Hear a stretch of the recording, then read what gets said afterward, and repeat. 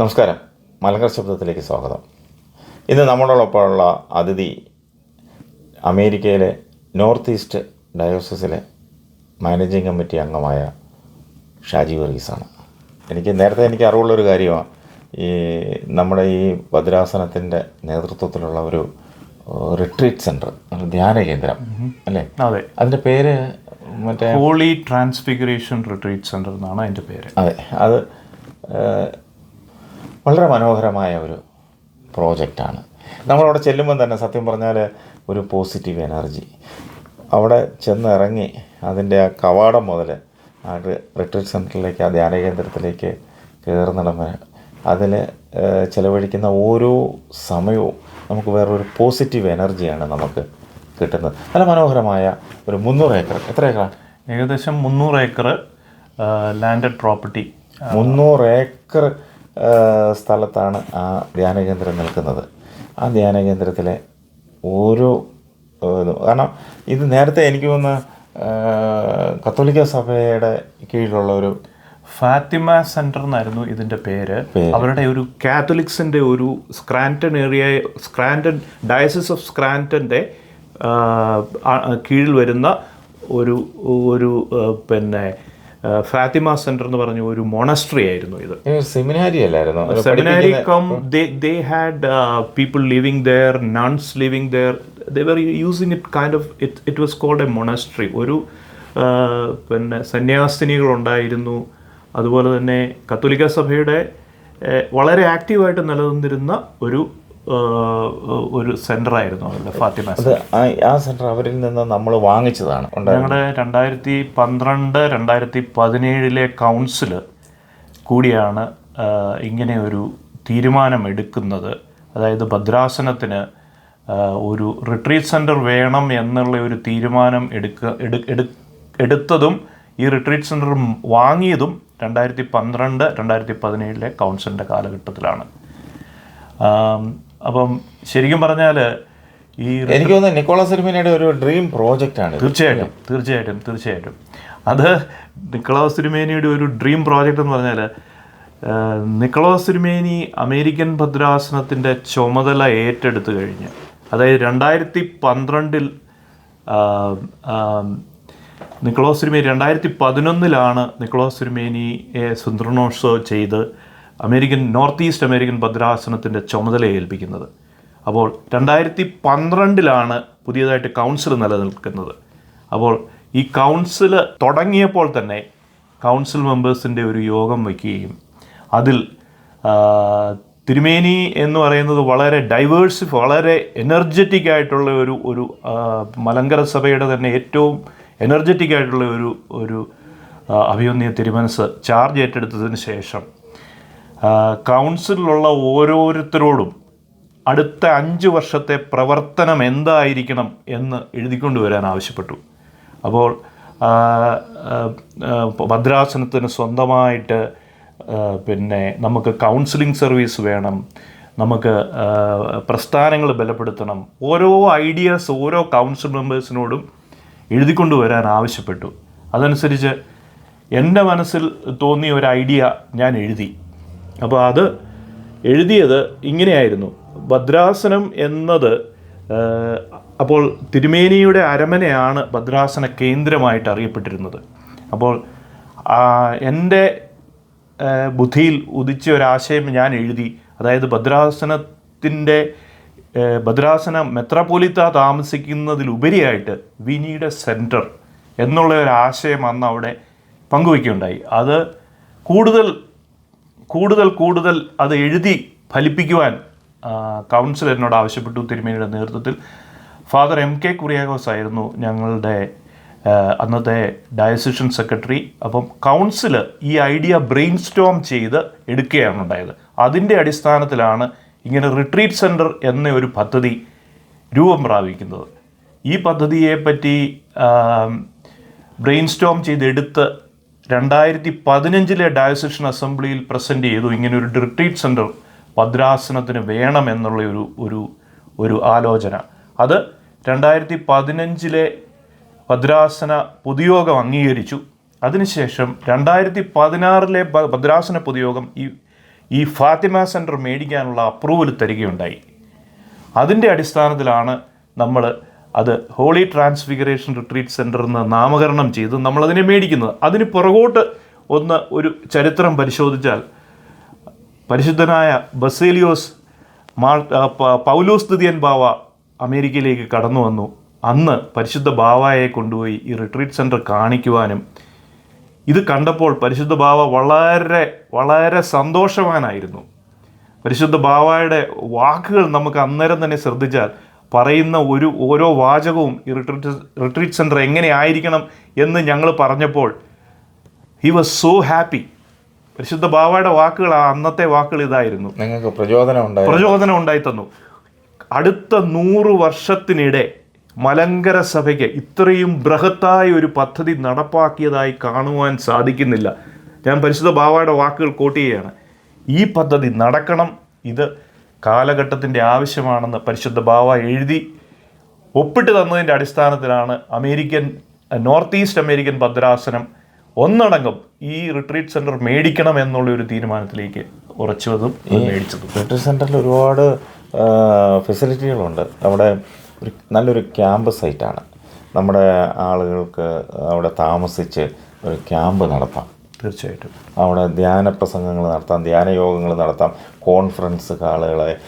എനിക്ക് തോന്നുന്നു 150ഓളം റൂമുകളുണ്ട്. ഒരു റൂമിൽ എനിക്ക് തോന്നുന്നു 2 പേർക്ക് താമസിക്കത്തക്കൊണ്ട് ഏകദേശം 300 പേർക്ക് 350 പേരെ അക്കോമഡേറ്റ് ചെയ്യാൻ പറ്റിയ റൂമുകൾ തന്നെയുണ്ട് അവിടെ. അതും നല്ല റൂമുകൾ, നല്ല AC റൂമുകൾ, നല്ല എല്ലാ ഫെസിലിറ്റികളും. അതുപോലെ തന്നെ അവിടുത്തെ കിച്ചൺ, അവർക്ക് അത്രയും പേർക്ക് ഫുഡ് ഉണ്ടാക്കാൻ വെളിയിൽ നിന്നൊന്നും ഫുഡ് കൊണ്ടുവരണ്ട. അവിടെ നല്ലൊരു കിച്ചണുണ്ട്.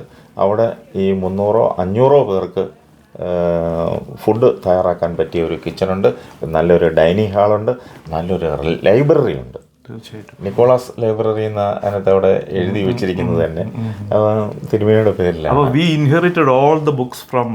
ഒരുപാട് ബുക്സുകളുണ്ട്. എനിക്ക് തോന്നുന്നു ഇങ്ങനെ ഒരു ലൈബ്രറി നമ്മുടെ പഴയ സെമിനാരി കഴിഞ്ഞാൽ പിന്നെ ഉള്ള ലൈബ്രറി ഇവിടെ ആയിരിക്കും. നല്ലൊരു ലൈബ്രറി. അതുപോലെ ഒരു പ്ലേ ഗ്രൗണ്ട്, അതുപോലെ തന്നെ ഒരു ഞാൻ കോൺഫറൻസുകൾ 1-2 അല്ല 2-3 കോൺഫറൻസുകളുണ്ട്. പിന്നെ അതുപോലെ തന്നെ വലിയൊരു ഓഡിറ്റോറിയം ഉണ്ട്. തീർച്ചയായിട്ടും വലിയൊരു ഓഡിറ്റോറിയം. അതൊരു വലിയൊരു ബാസ്കറ്റ്ബോൾ കോർട്ട് നമ്മൾ കൺവേർട്ട് ചെയ്ത് നമുക്കതൊരു ഓഡിറ്റോറിയം സ്റ്റൈലിലാക്കി എടുത്തു. കാര്യം അത് കവേഡായ ഓഡിറ്റോറിയമാണ്. ഓഡിറ്റോറിയം, അതുപോലെ തന്നെ നല്ലൊരു ലേക്ക് ഉണ്ട്, ഒരു തടാകം.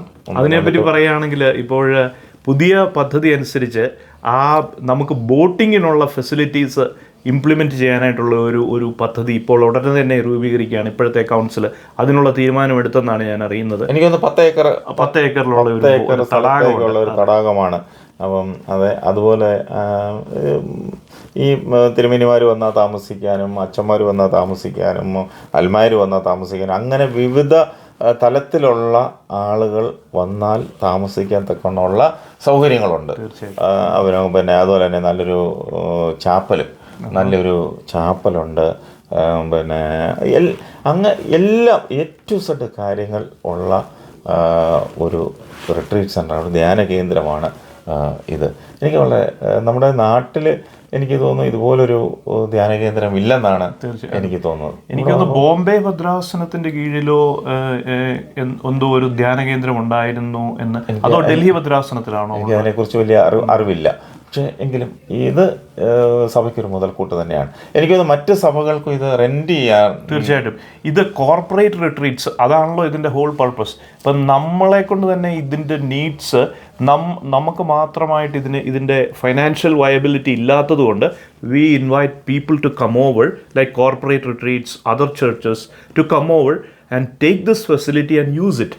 അതാണ് നമ്മൾ ഇപ്പം അതിനാണ് ഫുൾ ടൈം ഒരു പ്രോഗ്രാം കോർഡിനേറ്ററെ, ഫൈൻഡ് പ്രോഗ്രാംസ് ഫ്രം ഔട്ട്സൈഡ്, അതിനു വേണ്ടിയിട്ട് ഡെഡിക്കേറ്റഡ് ആയിട്ട് ഒരാളെ അവിടെ അപ്പോയിൻറ്റ് ചെയ്ത് വെച്ചിട്ടുണ്ട്. He's trying to get programs. അതുപോലെ തന്നെ അതൊരു ഇംഗ്ലീഷുകാരനാണ്. തീർച്ചയായിട്ടും ഈ ഫെസിലിറ്റിയെ പറ്റി പറയുമ്പോൾ ജോ എബ്രഹാം എന്ന് പറഞ്ഞ ഒരു എഞ്ചിനീയർ, അദ്ദേഹത്തിൻ്റെ സമയം മുഴുവനും മെനക്കെട്ട് അദ്ദേഹം പ്രൈവറ്റായിട്ട് ഭദ്രാസനത്തിനോ സഭയ്ക്കോ ഒരു പൈസ പോലും ചാർജ് ചെയ്യാതെ പുള്ളിയുടെ ടൈം ഇതിനകത്ത് സ്പെൻഡ് ചെയ്ത് ഇതിൻ്റെ ഓരോ piece of corner he knows and his തിരുമേനിയെ അവെയറാക്കി, കൗൺസിലിനെ അവെയറാക്കി എന്തൊക്കെ റിപ്പയർസ് നടത്തണം, എന്തൊക്കെ കാര്യങ്ങൾ ചെയ്യണം എന്നുള്ള കാര്യങ്ങൾക്ക് ഏറ്റവും പിന്നെ വോളണ്ടിയർ വർക്ക് ചെയ്യുന്ന മിസ്റ്റർ ജോ എബ്രഹാമിൻ്റെ പിന്നെ സേവനങ്ങളെ ഇവിടെ ഓർക്കുവാൻ ഞാൻ ആഗ്രഹിക്കുന്നു. അതുപോലെ ഡോക്ടർ സാക് സക്കറിയ, അതുപോലെ എത്രയാണ് ഇപ്പോഴത്തെ ഷിബു അച്ഛൻ ഇപ്പോഴത്തെ ഡയറക്ടറാണ്. അപ്പം തിരുമേനിയോട് ഡയറക്ടർ റിപ്പോർട്ട് ചെയ്യുന്നു ഷിബു അച്ഛനാണ് ഇപ്പോഴത്തെ HTRCയുടെ ഡയറക്ടർ. അച്ഛൻ ഈ വർഷം തന്നെ വളരെ പ്രോഫിറ്റബിളായിട്ട്, അതായത് ബ്രേക്ക് ഈവനായിട്ട് അവർക്കത് നടത്താൻ സാധിച്ചു എന്നാണ് എനിക്ക് തോന്നുന്നത്. 1-2 സ്ഥലത്തല്ലത് 300 ഏക്കർ സ്ഥലത്താണ് ഇത് നിലനിൽക്കുന്നത്.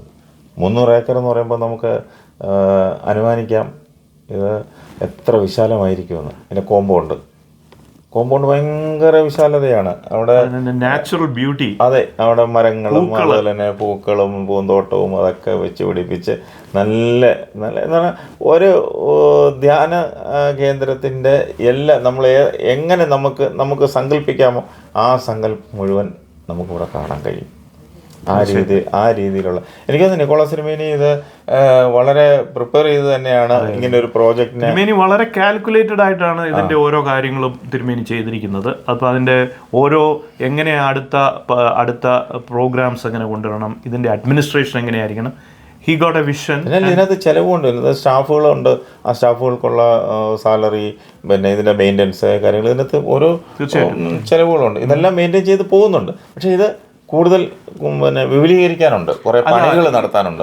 വിപുലീകരിക്കുക തന്നെയല്ല, നമ്മുടെ സഭാമക്കൾ ഇതിനോട് കൂടുതൽ അട്രാക്റ്റീവ് ആയിട്ട് വരണം, ഇതിനെ യൂസ് ചെയ്യണം. കാര്യം ഇതൊരു കേവലം ഒരു പ്രോജക്റ്റായിട്ട് കാണരുത് എന്ന് തിരുമേനി എപ്പോഴും ഓർമ്മിപ്പിക്കാറുണ്ട്. ഇതിനെ നമ്മൾ ഫുള്ളി യൂട്ടിലൈസ് ചെയ്യണം. നമ്മൾ ഇടവകകളായിട്ട് ഇവിടെ വന്ന് റിട്രീറ്റുകൾ സംഘടിപ്പിക്കുക, നമ്മുടെ കോൺഫറൻസുകൾ ഇവിടെ നടത്തുക. അതുപോലെ തന്നെ ഇവിടെ നമുക്ക് പിന്നെ സെമിട്രിക്കുള്ള സ്ഥലം സോണ്ടായിട്ടുണ്ട് ഈ 300 ഏക്കറിൽ. അതുപോലെ തന്നെ നമുക്ക് സോണ്ടായിട്ട് വില്ലാസ് പണിയാനുള്ള പ്രോപ്പർട്ടി ഉണ്ട്. അപ്പോൾ ഇതെല്ലാം ഒരു നെക്സ്റ്റ് 50 ഇയേഴ്സിലോട്ട് മുമ്പോട്ട് ഡെവലപ്പ് ചെയ്യാനുള്ള ഒത്തിരിയേറെ കാര്യങ്ങളുണ്ട് ഈ പ്രോപ്പർട്ടി തന്നെ. അപ്പോൾ അതിൻ്റെ മർമ്മം മനസ്സിലാക്കി പ്രവർത്തിക്കണം എന്നുള്ളതാണ് തിരുമേനിയുടെയും കൗൺസിലിൻ്റെയും ഇപ്പോഴത്തെ ആഗ്രഹം. അതനുസരിച്ച് പ്രവർത്തിക്കുവാൻ നോർത്ത് ഈസ്റ്റ് അമേരിക്കൻ ഭദ്രാസനം തയ്യാറാകണം എന്നാണ്. അതും പുറത്തുനിന്ന് പ്രോഗ്രാംസ് കൊണ്ടുവരുവാനും ഹെൽപ്പ് ചെയ്യണം എന്നൊക്കെയാണ് എനിക്ക് തോന്നുന്നു. അതൊക്കെ ആയിരിക്കണം ഇനി അടുത്ത മുമ്പോട്ടുള്ള തലമുറ ഏറ്റെടുക്കേണ്ട വെല്ലുവിളികൾ എന്ന് പറയുവാൻ ആഗ്രഹിക്കുകയാണ്. This is a new venture in the life of the diocese, as His Holiness has pointed out. Within the past 100 years, I don't think the Church has launched any project of this magnitude. So God has brought us to this country with His own vision. I expect each and every one of the faithful in our diocese, as Northeast American Diocese, to come forward with prayers and help with their effort and finances for this new ministry the diocese has launched